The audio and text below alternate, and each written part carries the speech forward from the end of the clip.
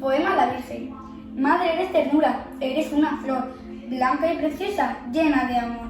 Sí, señora, ven a mí y cúbreme con tu manto lleno de amor.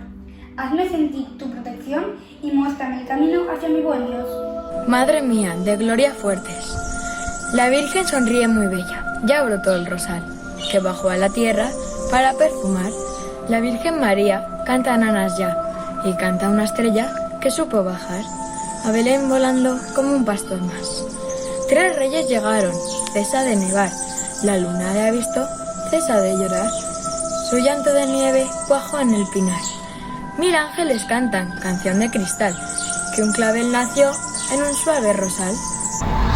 Virgen, eres ternura, eres una flor blanca, preciosa y llena de amor. Sí, señora, ven a mí y cúbreme con tu manto y con tu protección.